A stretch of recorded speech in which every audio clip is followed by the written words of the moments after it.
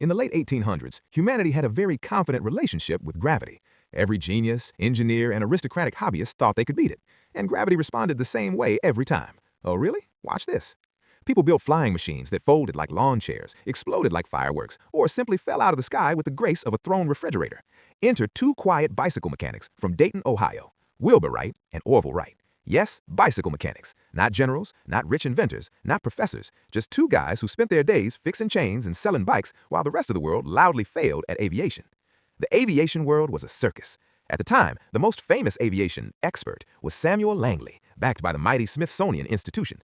Langley had government money, scientists, prestige, the whole buffet. His flying machine was called the Aerodrome. The press loved it. Politicians funded it. Then, in 1903, Langley launched it over the Potomac River. The machine immediately face-planted into the water.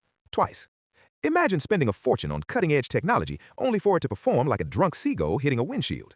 Meanwhile, the Wright brothers were quietly doing something revolutionary. They were actually testing things. Their secret weapon? Not being idiots.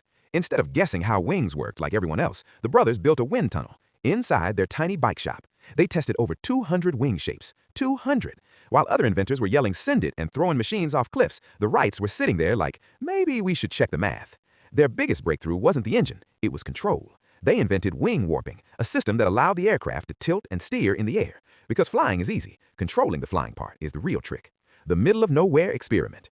To test their machine, the brothers went to Kitty Hawk, North Carolina. Why there? Because it had strong winds, soft sand, and absolutely nobody around to laugh when they crashed. Years of gliders later, they built the Wright Flyer, a fragile wooden contraption with fabric wings, a small engine, and the structural confidence of a folding chair. December 17, 1903. Cold morning, wind blowing, everyone freezing. Orville lay flat on the Flyer while Wilbur ran beside the rail track launch system. They released the machine. It lifted. For 12 seconds. It flew 36 meters, which doesn't sound impressive today until you realize it was the first powered controlled flight in human history. Humans had just hacked gravity.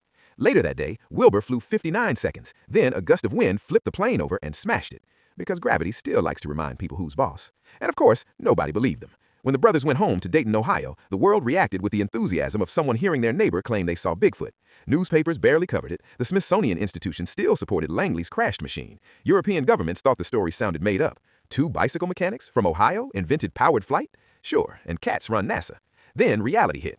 A few years later, the Wright brothers started public flight demonstrations. Crowds watched their aircraft circle fields like a mechanical hawk, and suddenly everyone realized something terrifying. The sky was no longer safe from humans. Within a decade, airplanes were used for scouting, then combat, then passenger travel. By the time World War I began in 1914, airplanes had already evolved into weapons of war. Humanity had gone from flying is impossible to dogfights above Europe in about